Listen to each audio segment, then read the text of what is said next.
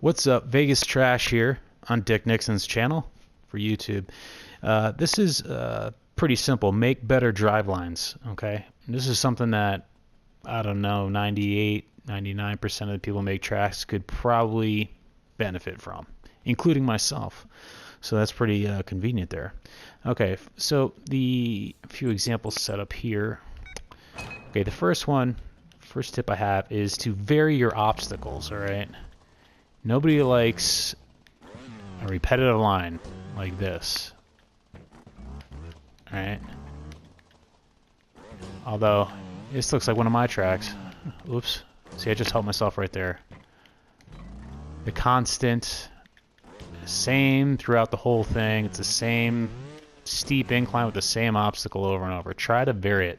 Vary your angles is the other one. And watch out for that clipping there. So, simple variation in angles helps to vary. Okay, here's the next one.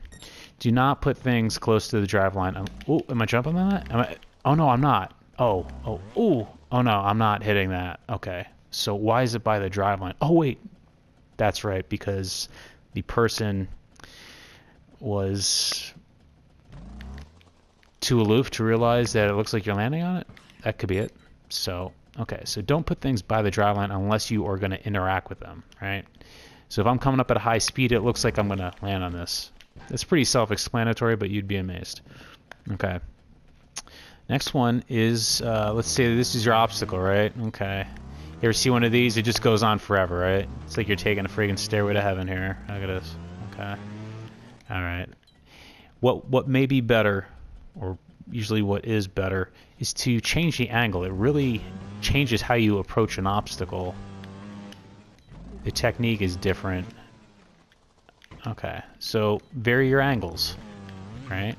And also, depending on what you're creating, extreme, hard, or medium, be aware of your angles on everything, really. It's something that I learned one time in a Redlinks feed, as I was making a track, and somebody was bringing to my attention that the angle was a little steep, and sometimes it's hard to make hard tracks, as funny as that sounds, because they tend to get, I don't know, it's always better to make it a little too easy than too difficult. So that's something I had to learn along the way.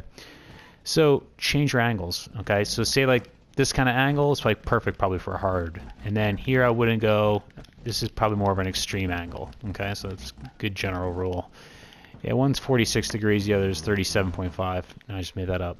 Okay, so the next one, use custom collisions.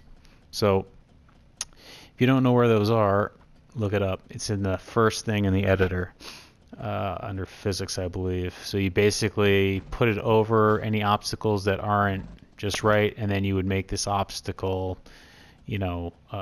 decoration only, and then you would put your custom collision in there. That's a pretty bad tutorial on that, but it's just another quick tip. Let's see, another is, let's see, okay, don't use, talking about angles, using multiple angles in a small space usually is not good. This kind of thing right here, where this is actually not even a great example. So you have 1, 2, 3, 4, 5. You have 5 different choppy angles in here. That just doesn't play well, okay? Maybe limit it to 2 or 3. This is just a no, okay? Next one is, if you have some kind of, you need to ask yourself, is this really helping the drive line? Or is this just annoying to the rider? Like, what does that do? This does nothing. This is garbage. Unless there were maybe pure gaps there or something, then you're hopping over each one, and even that's a little lame. Okay, so if you're gonna either have something flat completely, or actually have a purpose for the angle, it's just like custom cameras. You ask yourself, does this really make my track better? The answer is probably going to be no. All right. Anyway, that's an interesting take on that. Okay, so the other one, we'll get to floating objects in a second. The other thing too is just real basic. There are 2 types of objects in trials. There are curved ones, and then there are straight. That's basically it. So, you know, vary it up. Instead of always having, you know, straight angles, you know, throw a pipe in. But be careful of the in-world pipes, the base world pipes, because of course they have glitches, as everybody knows. You could actually rotate those 90 degrees, and that usually fixes it. Or again, custom collision on that one. That's a different thing. But yeah, so vary it up. You know, have a, you know, like a bunny hop off of this is a lot different than a bunny hop off a flat surface, right? You know, this kind of thing. It's a bit more difficult. Okay. The other, what was this one? Oh yeah.